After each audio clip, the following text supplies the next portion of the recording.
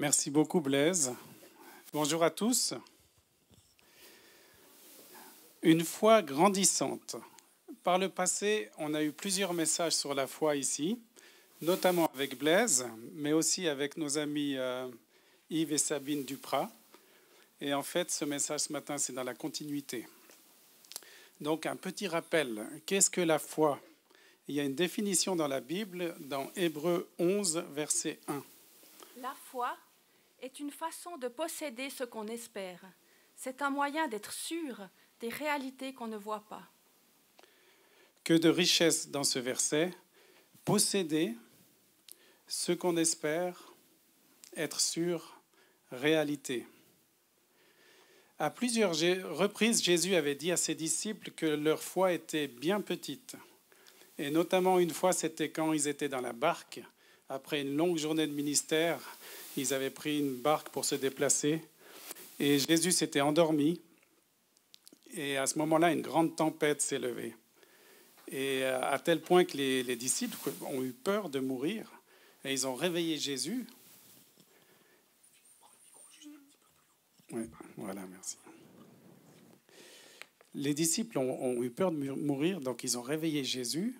Jésus s'est réveillé, il a calmé la tempête et il leur a dit « Votre foi est bien petite ». Donc lui, il s'attendait à ce qu'ils gèrent eux-mêmes le problème.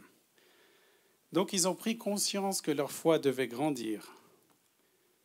Dans Luc 17, versets 5-6, les apôtres dirent au Seigneur « Augmente notre foi ». Au lieu de leur dire « C'est bon, ok, d'accord, je vais vous accorder ce que vous me demandez », Jésus répond « Si vraiment vous aviez la foi, leur répondit le Seigneur, même aussi petite qu'une graine de moutarde, vous pourriez commander à ce mûrier-là, arrache tes racines du sol et va te planter dans la mer, et il vous obéirait. » Ceux qui étaient présents quand Yves et Sabine avaient parlé sur la foi, on avait tous reçu une petite graine de moutarde. D'ailleurs, on l'a gardée, on l'a toujours. Je voulais la prendre, mais elle est tellement petite que j'ai eu peur de la perdre. Ça fait à peu près 2 mm de diamètre. Donc Jésus leur dit, si votre foi avait 2 mm de diamètre, vous seriez capable de faire un grand miracle. Et suite à cela, rien ne se passe dans l'immédiat. Pourtant, de nombreux textes dans la Bible nous montrent que Jésus aime quand les hommes ont la foi.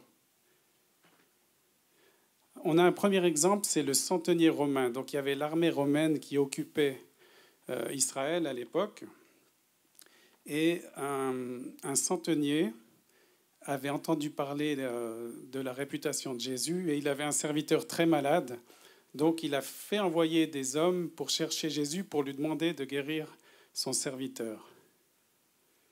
Mais il a dit, ne prends pas la peine de venir chez moi car je ne suis pas digne que tu viennes. Par contre, dis un seul mot et mon serviteur sera guéri.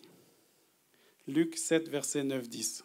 En entendant ces paroles, Jésus fut rempli d'admiration pour cet officier. Il se tourna vers la foule qui le suivait et dit « Je vous l'assure, nulle part en Israël je n'ai trouvé une telle foi. » Les envoyés de l'officier s'en retournèrent alors à la maison où ils trouvèrent l'esclave en bonne santé.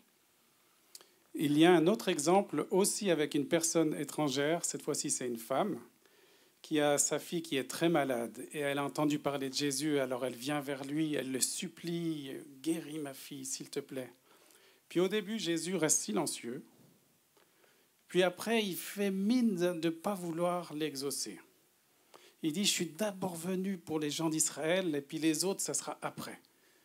Mais la femme ne se laisse pas décourager. Elle insiste jusqu'à ce qu'elle obtienne ce qu'elle demande. Matthieu 15, 28. Alors Jésus dit, « Ô femme, ta foi est grande, qu'il en soit donc comme tu le veux. » Et sur l'heure, sa fille fut guérie. Il y a un autre exemple, c'est Jésus qui parle dans une maison qui est complètement bondée. Et cette scène a été très bien filmée dans la série The Chosen. Et des gens amènent un paralytique, mais il veut qu'il l'accompagne. Il n'y a pas d'âge pour avoir la foi. Est-ce qu'il y a des enfants ce matin ici? Ça tombe bien. Jésus aime l'honnêteté des enfants, leur simplicité. Il prend plaisir à les exaucer parce qu'il sait que si ils ont la foi quand ils sont petits, plus grands, ils ne vont pas la perdre. Nous avions un chat qui s'appelait Sherkan. Et ce chat est tombé gravement malade. Donc on l'a emmené chez le vétérinaire.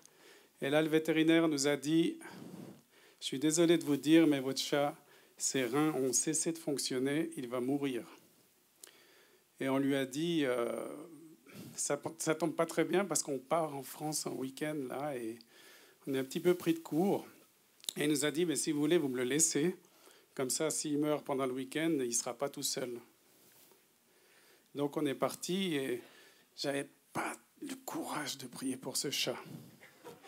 Donc j'ai dit aux enfants, est-ce qu'un de vous a envie de prier pour le chat? Parce que sinon il va mourir. Et là, Dan, qui avait 5 ans, le même âge que le chat, a fait cette prière. Dieu bénit Sherkan pour pas qu'il mourisse. Et donc on est parti en week-end, très bon week-end, etc. On est revenu et on a contacté le vétérinaire pour prendre des nouvelles. Et là, il nous a répondu, je ne sais pas ce qui s'est passé. Ses reins ont recommencé à fonctionner. Il va bien. Vous pouvez venir le chercher. Hébreux 11, verset 2 nous dit « C'est parce qu'ils ont eu cette foi que les hommes des temps passés ont été approuvés par Dieu. » Par contre, à l'inverse, Hébreux 11, verset 6, « Sans la foi, il est impossible de lui être agréable. » Donc le point suivant, c'est la foi nécessite la patience et l'obéissance. Comment on se rend compte qu'on a la foi? C'est si on la teste. Si j'appuie sur un bouton d'ascenseur, je n'ai pas besoin d'une grande foi pour savoir que l'ascenseur va venir, parce que j'ai des années d'expérience et que je crois en la technique, donc ce n'est pas de la foi, ça. Abraham était appelé ami de Dieu, parce que toute sa vie, il avait fait preuve d'une grande foi. Et Dieu lui avait promis qu'il aurait une grande postérité. Mais le problème, c'est qu'à 100 ans, il avait presque 100 ans, sa femme presque 90, ils n'avaient toujours pas d'enfants. Et là, Abraham s'est dit, il faut qu'on trouve une combine. Et ils ont eu l'idée qu'ils s'unissent à sa servante. Et avec cette servante, il a eu un enfant. Mais en fait, ça a créé des complications. Ensuite, la servante a commencé à mépriser Sarah, l'épouse d'Abraham, à tel point qu'ils ne pouvaient plus vivre ensemble et que la servante a été chassée avec son enfant. Donc, ce n'est jamais une bonne idée de vouloir aider Dieu. Quand il nous promet quelque chose, il faut attendre qu'il accomplisse sa promesse. Mais cette promesse, elle est venue. Et Sarah a eu un enfant à pratiquement 90 ans. Et ça a été l'exaucement qu'ils attendaient depuis si longtemps. Mais pourtant, Dieu a eu envie de tester une nouvelle fois la foi d'Abraham. Et il lui demande de l'offrir en sacrifice. Quelle horreur! Abraham, il aurait eu des bonnes raisons de dire « Mais c'est pas possible, ça peut pas venir de Dieu, ça. Dieu, il est amour. Comment il pourrait me demander de tuer quelqu'un, en plus mon fils, l'enfant de la promesse ?» Mais Abraham a obéi, s'est mis en route, et il y avait 3 jours de marche jusqu'au lieu du sacrifice. Donc il s'est mis en route. Il a pris son fils, etc. Et là, Dieu, il aurait pu arrêter. Il aurait pu dire, c'est bon, il a réussi le test, là, on s'arrête. Mais non, il l'a laissé sur le grill jusqu'au dernier moment.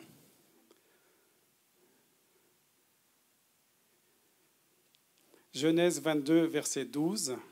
À la fin, donc, vraiment au tout dernier moment, quand Abraham était pratiquement prêt à porter la main sur son fils, « Ne porte pas la main sur le garçon, ne lui fais pas de mal, car maintenant je sais que tu révères Dieu, puisque tu ne m'as pas refusé ton fils unique. » Et nous, ce matin, est-ce que Dieu nous demande de déposer quelque chose sur l'autel, quelque chose qui nous est cher? Est-ce que Dieu nous demande de poser, par exemple, un investissement, une relation, un travail? Ça vaut la peine de lui obéir parce qu'il va nous le rendre, et avec les intérêts de la bénédiction en plus. Jacques 1, versets 2 à 4. Mes frères, quand vous passez par toutes sortes d'épreuves, considérez-vous comme heureux. Car vous le savez, la mise à l'épreuve de votre foi produit l'endurance.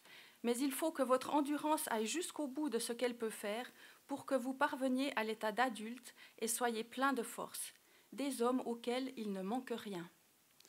Donc ce n'est pas pour nous embêter que Dieu nous teste, mais pour nous faire grandir. Le point suivant, c'est la foi va de pair avec la louange. Quand nous demandons quelque chose à Dieu, il faut qu'on se comporte comme si on avait déjà reçu cette chose et qu'on l'attende avec une attitude paisible et dans la joie. Si on commence à douter puis à regarder le problème plutôt que Dieu, alors on risque de ne pas voir l'exaucement tout simplement. L'apôtre Jacques nous dit d'une façon assez sévère, verset 1, Jacques 1, verset 6-7. Il faut cependant qu'il la demande avec foi, sans douter, car celui qui doute ressemble aux vagues de la mer, agitées et soulevées par le vent. Qu'un tel homme ne s'imagine pas obtenir quoi que ce soit du Seigneur. Quand le peuple hébreu était en route pour la terre promise, il fut attaqué par les Amalécites. Alors Moïse a envoyé Josué et des guerriers pour combattre, et lui, pendant ce temps, il montait sur la montagne pour prier. Exode 17, verset 11. Lorsque Moïse élevait la main pour prier, Israël avait l'avantage de la bataille, et lorsqu'il la laissait retomber, Amalek l'emportait. Et on peut lire dans le texte que ça a duré jusqu'au soir, toute la journée. Même Moïse était fatigué, il a eu besoin d'aide. À chaque fois qu'il levait la main, il gagnait, et quand il baissait les mains, il perdait. Donc voilà une belle image. On doit rester dans une attitude victorieuse, de louange. Plus tard, à la prise de Jéricho, c'était pareil. Ils ont tourné pendant 6 jours autour de la ville de Jéricho. Puis le 7e jour, ils ont fait 7 fois le tour. Et au signal donné, le corps a sonné. Et là, il y a eu un cri énorme de victoire. Et l'onde a fait tomber Enfin, c'est Dieu, mais il a utilisé l'onde pour faire tomber les murailles. Et donc, c'est une belle image qu'il faut à la fois la patience, ça a duré 7 jours, et l'obéissance, il fallait qu'ils crient tous au même moment. Il y a une douzaine d'années, nous avions un groupe de musique Aquavita et on allait jouer dans les prisons. On est parti faire une tournée dans les prisons en Bulgarie. Et avant de partir, on avait reçu qu'à un moment donné, on avait reçu en prophétie qu'on serait dans une situation très difficile, mais que quand on serait vraiment au fond, Dieu interviendrait en notre faveur. Et donc, on a fait les 1800 km avec un bus de location, 7 personnes, tout le matériel, les instruments, la sono, sans problème. Premier matin, premier concert à Sofia, le bus ne démarre pas. Et là, on a mis un temps fou à essayer. On a finalement réussi en le poussant à le démarrer. On est arrivé tout juste à l'heure à la prison. Et là, mes amis chanteurs, musiciens sont rentrés par les portiques de sécurité, alors que moi, avec le bus, je devais rentrer par un autre portail. Et là, impossible de démarrer ce bus. Donc, mes potes étaient dedans, je ne pouvais pas leur parler. J'ai expliqué aux gardiens qu'il fallait qu'ils me poussent, il y avait une grande descente. Donc, les gardiens m'ont poussé le bus, j'ai fait la descente, 300 mètres, 400 mètres. Et je suis arrivé en bas et le bus n'a pas démarré. Et donc j'étais tout seul en bas sans pouvoir communiquer avec un bus en panne, les fenêtres ouvertes, tout le matos dedans. Et là, je me suis souvenu de cette prophétie. Et j'ai commencé à remercier Dieu. Je dis merci Dieu, parce que c'est maintenant que tu vas intervenir. Merci. Et là, un petit peu plus tard, il y a une camionnette blanche qui est venue et qui s'est garée là. Un type est sorti avec des câbles de démarrage. On a pu démarrer ce bus et avant même que j'ai voulu sortir pour le remercier, il était déjà loin. Donc on a pu commencer ce concert avec un peu de retard, mais il n'y a plus jamais eu de problème jusqu'à la fin de la tournée. 5000 km. Et en fait, quand on vit des choses comme ça, ça nous encourage. Ça booste notre foi. Parce qu'ensuite, on avait un concert à des centaines de kilomètres de là, au bord de la mer Noire. Et ils nous ont dit, malheureusement, on n'a pas de traduction. La traductrice ne peut pas vous accompagner, donc vous serez là-bas livré à vous-même. Mais on a dit, c'est pas grave, Dieu pourvoira.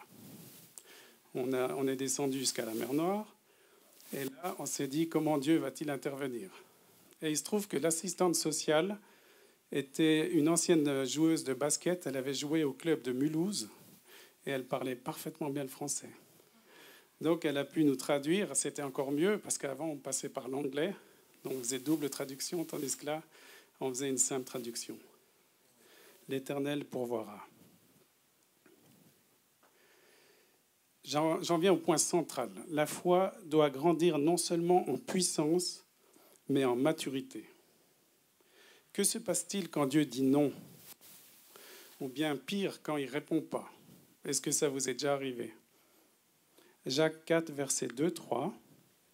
Vous n'avez pas ce que vous désirez parce que vous ne demandez pas à Dieu. Ou bien, quand vous demandez, vous ne recevez pas, car vous demandez avec de mauvais motifs. Vous voulez que l'objet de vos demandes serve à votre propre plaisir. Si, par exemple, j'ai envie de jouer à la loterie, et puis je commence à proclamer, je vais gagner, je fais des paroles de foi, etc.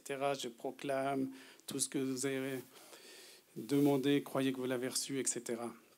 Il y a de bonnes chances que je sois déçu. Pourtant, c'est écrit, croyez que vous l'avez reçu. Nous avons besoin de grandir en maturité spirituelle pour discerner ce qu'il est juste de demander par la foi. Le diable a tenté Jésus, il était dans le désert, il avait jeûné 40 jours. Jésus avait faim après 40 jours de jeûne. Et le diable est venu et lui montre des pierres et lui dit, tu pourrais les changer en pain. Mais Jésus n'est pas tombé dans le panneau. Il a refusé cette tentation parce qu'il a discerné que ce n'était pas juste. Nous avons lu le verset où Jésus dit, si vraiment vous aviez la foi, aussi petite qu'une graine de moutarde. Et la petite graine de moutarde me rappelle un passage dans Jean 12, verset 24. Vraiment, je vous l'assure, si le grain de blé que l'on avait jeté en terre ne meurt pas, il reste un grain unique. Mais s'il meurt, il porte du fruit en abondance. Si le grain ne meurt pas, il ne peut pas porter de fruits. Et notre foi, en fait, il faut qu'elle meure. Il faut que notre foi soit dépouillée de tout ce qui est humain, charnel, qu'elle meure et qu'elle ressuscite en Christ. Et alors, là, elle va porter du fruit en abondance. C'est la clé pour connaître une vraie croissance. Il est écrit que la graine de moutarde, une fois qu'elle pousse, ça devient un arbre, un grand arbre, et que même les oiseaux viennent faire leur nid dans les branches. Donc notre foi, elle peut grandir comme ça, en fait. Marc 11, verset 24. C'est pourquoi je vous le déclare, tout ce que vous demandez dans vos prières, croyez que vous l'avez reçu, et cela vous sera accordé. Nous avons ici la solution. Pour croire qu'on a reçu, en fait, il faut l'avoir réellement reçu. Et pour le recevoir, il faut être connecté à Christ. C'est le point central de ce message. Avant de ressusciter Lazare, Jésus a fait une prière à Dieu à haute voix et il a dit « Je te remercie de ce que tu m'exauces toujours ». Nous sommes appelés à ressembler à Jésus toujours plus. Et donc, plus on grandit, plus on va pouvoir dire « Je te remercie de ce que tu m'exauces toujours ». La clé est de passer du temps en communion avec lui. Plusieurs passages nous montrent dans la Bible que Jésus passait du temps, se retirait dans les lieux déserts pour prier, des fois des nuits entières. Et si Jésus avait besoin de prier, à combien plus forte raison, nous aussi, on a besoin de prier. Alors, quand on est dans sa présence, soit on reçoit l'exaucement qu'on a demandé, ou soit on perçoit petit à petit que Dieu veut nous conduire ailleurs. Et notre prière, elle change, elle évolue. Et en fait, même si ce n'est pas la prière du début, mais notre prière, elle évolue et ensuite, on peut dire qu'on est exaucé. À Gethsémanée, la nuit où il fut livré, Jésus a fait cette prière, a demandé s'il est possible que cette coupe s'éloigne de moi, mais non pas ma volonté, mais la tienne. Donc Jésus, il aurait pu dire une seule parole, et il aurait eu une armée d'anges qui serait venue le délivrer. Mais le salut de l'humanité n'aurait pas pu se faire. Donc Jésus, il a fait passer la volonté de Dieu avant la sienne. Donc la foi doit grandir pas seulement en puissance, mais en maturité, en discernement. Dernier point, la foi grandissante reste honnête et humble. Il faut quand même reconnaître qu'on n'a pas toujours les exaucements qu'on demande, qu'il y a des questions sans réponse. Parfois, il faut qu'on accepte qu'on aura les réponses plus tard, mais il ne faut pas se décourager pour autant.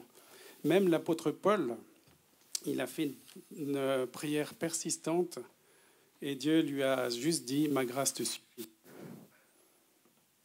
Une chose est sûre, rien n'échappe au contrôle de Dieu. Il a tout dans ses mains et il sait qu'est-ce qui est bien pour nous. Il connaît ce qui est mieux pour nous, pour qu'on puisse accomplir sa volonté. J'aime particulièrement l'histoire de l'enfant épileptique dans la Bible.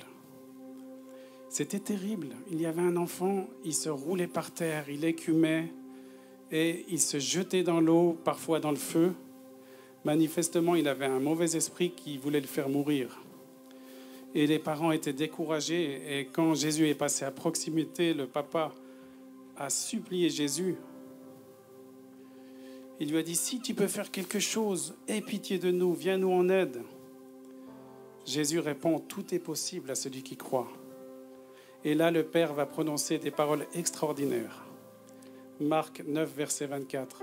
Aussitôt, le père de l'enfant s'écria, « Je crois, mais aide-moi, car je manque de foi. » Donc à la fois, le papa y croit, mais à la fois, il sait que le doute est encore là et qu'il a besoin de grandir, que sa foi a besoin de grandir. Et loin de le juger, Jésus vient, il chasse le mauvais esprit, il guérit l'enfant. Quel encouragement! Dieu ne nous condamne pas, Jésus ne nous rejette pas. Il vient nous rejoindre où on est et il nous prend où on est et il fait grandir notre foi. Donc nous arrivons au terme de ce message. Nous avons vu que Jésus prend plaisir à la foi des hommes. La foi va de pair avec la patience et l'obéissance. La foi va de pair avec la louange. La foi doit grandir en maturité. Elle doit se dépouiller de tout ce qui est charnel pour se revêtir de Christ. La foi reste honnête et humble. J'en reviens à la requête du début. Les disciples disent à Jésus, augmente notre foi. Si on parcourt les actes des apôtres, on voit qu'ils ont été pleinement exaucés. Acte 5, verset 12. Les apôtres accomplissaient beaucoup de signes miraculeux et de prodiges parmi le peuple. Des villes voisines même, les gens accouraient en foule à Jérusalem pour amener des malades et des personnes tourmentées par de mauvais esprits. Et tous étaient guéris. Les disciples ont vécu des miracles extraordinaires, des conversions, des guérisons par milliers et même des résurrections. Leur foi, qui au début était charnelle et petite, a grandi et a fait place à une grande foi alimentée par la communion avec Jésus. Jésus dit à Pierre dans Luc 22, verset 32, « Mais moi, j'ai prié pour toi, pour que la foi ne vienne pas à te manquer. » Jésus prie pour que notre foi ne vienne pas à nous manquer. Alors ce matin, je ne sais pas si des gens parmi nous ont envie que leur foi augmente. J'aurais presque envie de leur dire, de vous dire, de nous dire, faites un geste, levez-vous. Et puis, je crois que Jésus va exaucer cette prière parce que c'est sa volonté que notre foi à tous grandisse. Et que dans ces prochains temps, ces prochains jours, ces prochaines semaines, on puisse tous dire des témoignages qu'on a vu des choses grandes, des exaucements. Je vais demander à Blaise s'il veut prier.